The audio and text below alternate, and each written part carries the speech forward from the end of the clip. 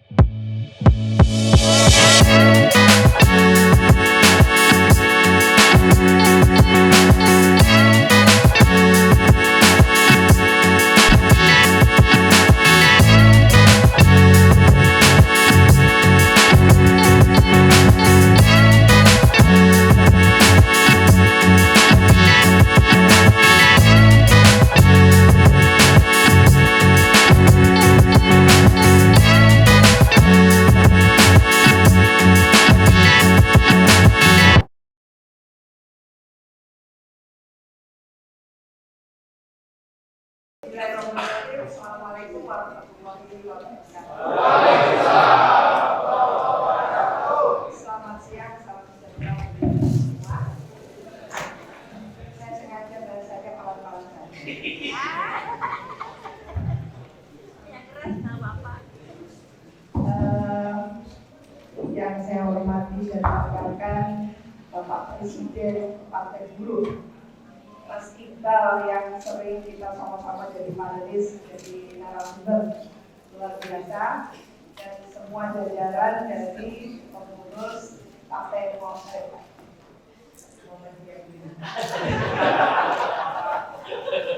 Melihat beberapa orang aja di Partai Buruh yang hadir tentunya luar biasa. Ini jumlahnya tidak banyak di ruangan ini, pastinya di sana melalui YouTube atau melalui daring banyak sekali. Bang Rizal, Bang Dr. Rizal Ramli, ini tokoh yang tidak pernah lekang karena zaman. Ini luar biasa. Dan Bang Ansari, Hajidah Ansari ini ya.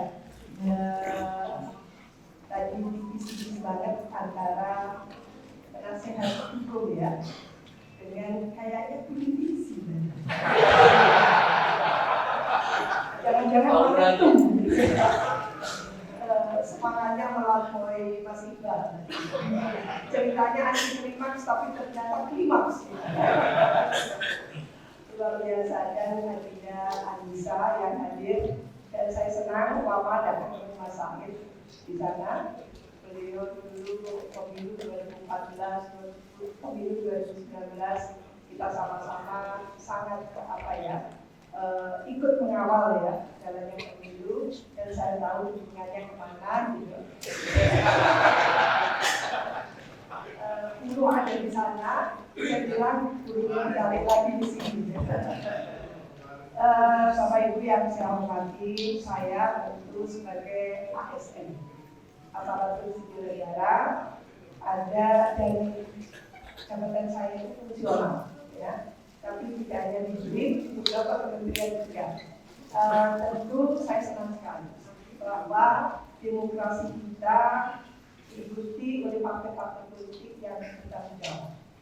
Itu yang kalau tidak bertanggung jawab, saya resah dan biasanya nada saya tinggi. Biasanya begitu. Dan tentu dengan layarnya Pak Menko kita harapkan ya sebagai publik mudah-mudahan ya, Partai Buruh ini menjadi satu hadir sebagai apa ya, harapan baru. Amin. Yang lain dari yang lain. Karena tadi itu saya catat beberapa poin. Partai Buruh hadir untuk memutus mata rantai ketidakadilan. Apa benar? Bahwa akan memperjuangkan Indonesia yang betul-betul nantinya Baldatun Koyo Babon Parok Tugogo. Apa benar? Luar biasanya akan menghapus kebijakan-kebijakan yang tidak adil. Yang merugikan masyarakat luas. Itu menyenangkan, tapi ini adalah janji Anda. Luar biasa, janji Anda dicatat tuh. Jadi mudah-mudahan seperti itu. Apa yang menjadi cita-cita, saya itu sering mengatakan, setiap pemilu datang, setiap itu pula lahir partai-partai politik. Tapi apakah dengan lahirnya partai, banyaknya partai, itu yang dipilih masyarakat? Saya katakan, biarlah waktu itu ada yang tersinggung, partai baru. Masyarakat Indonesia tidak butuh partai banyak, tapi masyarakat Indonesia butuh partai yang berkualitas. Partai yang bisa membawa aspirasi dan kepentingannya, mewadahi aspirasi dan kepentingannya. Itu yang dibutuhkan. Tadi saya akan membahas sebetulnya ada materinya, saya akan serahkan ke Mas Sahid nanti, ke Pak Presiden dan Mas Sahid yang di sana. Tulisan saya tentang apa ini? PT Pilpres 00. Itu pula yang sudah sampaikan. Tapi Mas Sahid luar biasa detailnya, pasal ayatnya disebutkan semua. Saking detail dan semangat empatinya yang besar terhadap tentu gitu ya, jalannya demokrasi yang benar tadi itu luar biasa. Jadi tidak tahu saya pemilu yang akan datang, mungkin pemilu ini tidak, pemilu 2029 jangan-jangan sudah menjadi politisi. Pas banget tadi, karena Partai Buruh memerlukan istilahnya public speaking, ini ya, yang komunikasi politiknya bagus. Jadi Partai Buruh jangan dimaknai sebagai orang yang sangat-sangat, jangan. Menurut saya, itu yang bernafsu oke. Tapi ada juga yang hanya yang tidak bernafsu-nafsu banget gitu. Jadi nanti itu yang memilih itu yang lintas gitu, tidak buruh semua. Buruh aja sudah menang pasti. Karena buruh bisa diandalkan. Tapi tentu swing voters juga diharapkan untuk berpindah ke Partai Buruh. Jadi saya sangat sepakat apa yang dijelaskan oleh Dr. Ansari tadi itu, bahwa Pilpres itu sangat tidak relevan, tidak signifikan, dan tidak urgent untuk dilaksanakan. Tidak punya landasan hukumnya dan dampaknya sangat buruk terhadap Indonesia. Kenapa? Karena ternyata setiap pemilu datang, setiap pilpres tiba, maka kerumitan terjadi. Partai-partai tidak hanya partai menengah dan kecil, partai besar pun umat gitu ya, ruwet karena harus melakukan koalisi. Meskipun saat ini ada yang tidak setuju dengan kosakata koalisi, kerjasama, bersama, ya terserah. Dalam kosakata demokrasi koalisi oposisi itu hal yang jarang. Ya. Dan itu istilahnya itu kosakata yang biasa. Oleh karena itu ya memang kita sedang tidak beruntung untuk pemilu 2024 ini, karena ternyata titik pilpres masih tetap seperti itu. Kita sudah berusaha membuat biasa, dan kalau melihat judicial review itu diusulkan oleh semua lapisan masyarakat Indonesia, bahkan yang berdiaspora, tapi kalah. Ya. Nah, ini yang mungkin ke depan kita mintakan partai-partai politik itu melakukan revisi. Kan sudah merasakan, Golkar merasakan, Gerindra merasakan, PKB merasakan, gitu ya. Semua partai-partai merasakan, tidak bisa mandiri. Kali ini kita bisa menyaksikan partai-partai politik tidak percaya diri untuk membangun koalisi, untuk bahkan mengusung calon-calonnya sendiri. Aneh kan? Itu yang saya suarakan kencang. Kayak provokator saya. Kalau nggak kayak provokator, Golkar itu tidur. Lihat bangkit Golkar. Saya kasih contoh, Demokrat itu resisten dan fight ketika Jokowi luar biasa. Sekarang semua bersatu lagi. Itu yang saya harapkan, bahwa demokrasi kita, gitu ya, jalan betul-betul on the right track. Bahwa partai politik dipayungi oleh konstitusi menurut Dr. Ansari tadi. Dengan dipayungi oleh konstitusi, mestinya itu harus ada independensi, ada rasa percaya diri yang kuat. Tapi kok tidak gitu loh? Kok gitu, nunggu capek-capek. Ini yang membuat jengkel kita gitu ya. Jadi partai itu ya jangan level begitu gitu. Partai itu apa niatannya? Partai buruh sekarang lain. Jangan sampai setelah 2024 hilang menjadi partai desimal, gitu kan? Jadi betul-betul ketika ikut pemilu itu perspektif. Karena apa? Tadi itu meyakinkan sekali Presiden Partai Buruh bahwa di setiap dapil sudah diantisipasi. Kalau 30 lewat, awas ya kalau enggak ya. 30 kursi di DPR berarti masuk gitu ya, 4% lewat. Bisa gitu kan, mampu mengalahkan partai-partai baru kan gitu. Pastikan bahwa buruh-buruh itu solid. Jadi kalau buruh-buruh solid, pastinya akan mampu merangkul suara yang signifikan ya di tengah masyarakat yang menurut saya memang janji-janji tadi itu dirumuskan dengan baik. Tolong mulai sekarang Partai Buruh membuat roadmap kalau menang dan roadmap kalau kalah. Jangan terlalu pede, karena kita sebagai hamba Allah gitu ya, berserah. Sudah ada perjibaku luar biasa, akhirnya kita pasrahkan. Jadi opsi plan A, plan B, dibuat roadmapnya. Kalau menang, apa yang harus dilakukan? Apa ikonnya, benchmarkingnya dari partai itu? Nah, di mana dia harus berperan penting di komisi-komisi di DPR itu. Gak usah semua, 1, 2, 3 kena atau 1 aja, itu partai itu sudah terdongkrak. Jadi cari leverage factor-nya, ya. Karena saat ini yang kita butuhkan itu kompetisi kontestasi kita ikuti secara sehat. Jadi bukan dendam kesumat yang dipertontonkan ke masyarakat. Karena buruh harus membangun kedewasaan politik. Buruh harus mampu ikut, gitu ya. Bagaimana mentraining masyarakat menjadi masyarakat yang matang secara politik, masyarakat yang beradab, karena demokrasi itu membangun peradaban dengan nilai-nilai yang kita miliki, bukan lalu hanya isi tas saja yang bicara. Kita tahu buruh nggak punya duit, menang nggak?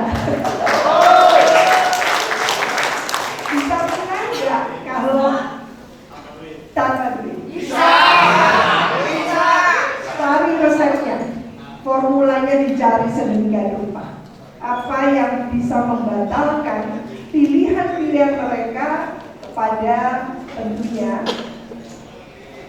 politisi-politisi yang sudah eksis kan? Jadi hadirkan kebaruan.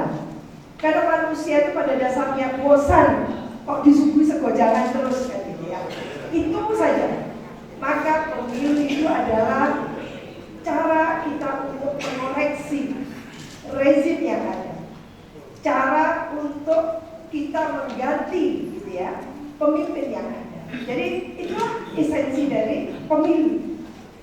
suksesi dan koreksi terhadap pemerintahan yang ada. Nah kalau itu saja nggak boleh dibunyikan, jangan berdemokrasi dong, gitu kan? Tapi disebut terus ini negara demokrasi atau negara otoritarian. Kita demokrasi, gitu ya. Kesepakatan kita sejak 98 itu negara demokrasi. Maka harus ditopang oleh partai politik yang sehat. Jangan sampai terjadi di partai buruh ini nantinya mengulang kesalahan partai-partai yang lama. Selesai, mampu tidak memutus mata rantai KKN. Bagaimana merekrut, melakukan kaderisasi dan merekrut kader secara merit system. Jadi bukan karena ini anaknya Pak Presiden Partai Buruh, ini harus diletakkan sangat mulia, kan gitu ya. Ini Pak Sekjen punya ponakan, punya adik, kayak gitu ceritanya ya sambil mawon. Gitu ya. Lakukan kaderisasi, promosi kader itu secara free and fair. Kalau Partai Buruh bisa melakukan itu, ini akan menjadi role model. Role model kecil-kecilan yang di dalamnya ini menunjukkan bahwa Partai Buruh mampu menjadi pilar penting demokrasi dan bahkan aset negara.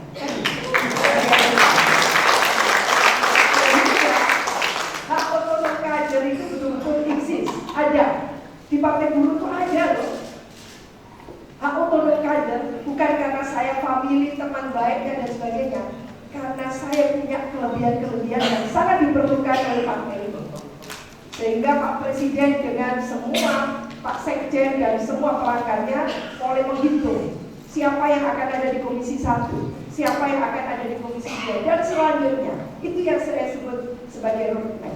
Maka kaderisasi harus mempromosikan kader-kader yang juga headhunter. Tidak sekedar orang lama, tapi ada keberpihakan dari kepengurusan ini, pengurus partai ini, untuk menjemput bola siapa yang tepat, gitu ya. Terutama dengan perempuan. Jadi pilih perempuan-perempuan yang mengekspresikan dan membawa ikon Partai Buruh. Saya belum tahu apa yang. Dan tolong jangan dikisahkan kalau Partai Buruh itu sangat gitu. Saya takut gitu ya. Jangan. Jadi Partai Buruh itu juga rasional, intelektualnya juga oke, gitu ya. Punya gitu ya, supaya orang langsung berpikir dia menyiapkan negara. Kalau nggak percaya, jangan-jangan kita jaga dulu semua kan gitu. Nah itu juga harus diantisipasi supaya meskipun dominasinya adalah partai buruh, bukan berarti memimpin dengan cara buruh, tidak. Jadi ada semacam pemahaman seperti itu. Mas Presiden harus punya garda-garda yang menjadi terdepan, yang menjadi katakan representasi partai ini bisa mewakili siapapun. Itu penting sekali. Karena ini dunia politik ya. Dunia politik itu dunia yang promising dan convincing. Harus meyakinkan dan memberikan prospek. Kalau tidak ada yang suka. Pasti Partai Buruh miskin, gitu ya. Gak enak kan dibilang gitu, tidak prospektif. Nah, bagaimana mengubah cara pandang yang seperti itu menjadi yang lebih positif dan sebagainya. Nah ini terserah saya. Hanya saya mengatakan kekecewaan kita, penyesalan kita tentang PT Pilpres yang tinggi 20% itu tidak hanya dirasakan oleh kita, tapi juga di luar kita. Dan menurut saya partai-partai selain PDI Perjuangan sudah sangat merasakan dan kecewa dengan keadaan ini. Jadi insya Allah segera setelah pemilu 2024 akan ada revisi paket undang-undang politik termasuk undang-undang partai politik. Jadi itu harus direvisi. Itu undang-undang sudah jadul banget 2011. Sekarang 2023. Maka ke depan jauh sebelum pemilu 2029 itu sudah terjadi revisi-revisi. Dan itu yang harus ada yang mengawal menurut saya. Mas Ansari sudah gerak dan insya Allah akan dikawal. Mungkin itu beberapa catatan penting Saya melihat Partai Buruh sangat memberikan gender mainstreaming, penekanan, penonjolan dan penghormatan terhadap kaum perempuan. Mudah-mudahan